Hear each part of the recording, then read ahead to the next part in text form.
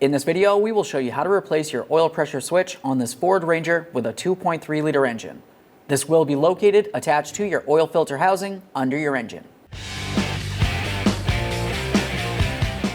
Okay friend, let's get started on our job. Locate your oil pressure switch, located on the oil filter housing. That's on the driver's side of your engine, just underneath your vehicle.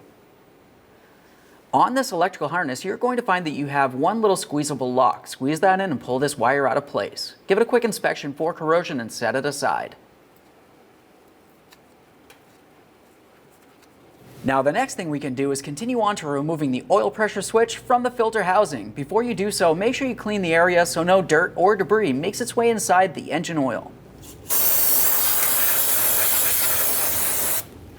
With that cleaned down, we can continue on to removing the switch. Before we do, it's important to pay attention to just how far it's screwed into the filter housing.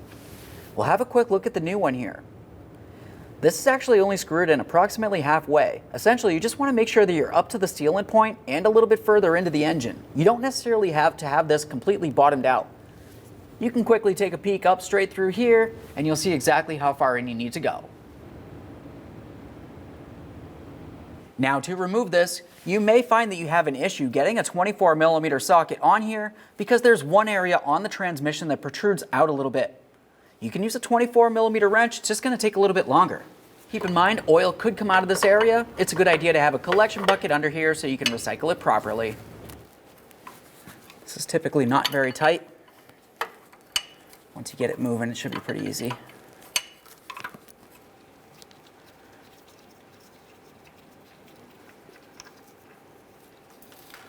There it is, friend. The next thing we'll do is make sure that we clean the mounting point.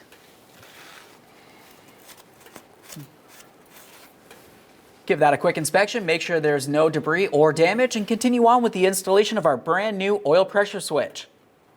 When you turn this in, as I mentioned, you do not need to bottom it out. Bring it in so the sealant is inside of the oil filter housing, but you don't need to go any further than that.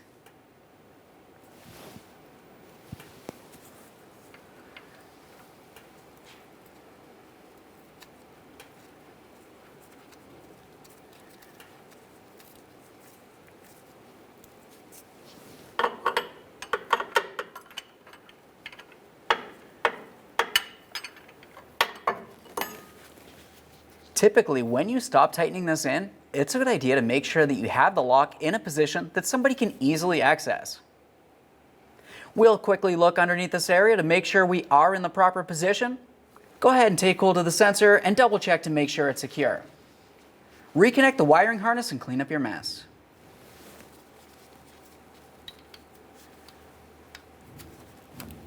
There we are. Double check to make sure that wiring's secure. Wipe it down. Okay friend, we finished our installation.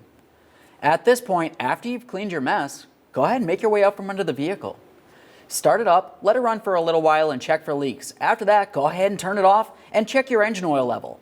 Top it off with the manufacturer's specified oil and then take your vehicle for a road test. Thanks for watching. When only the best will do, demand TRQ. The only company that lets you view before you do. TRQ is committed to offering the highest quality aftermarket auto parts that are engineered for peace of mind. Thanks for using and viewing with TRQ.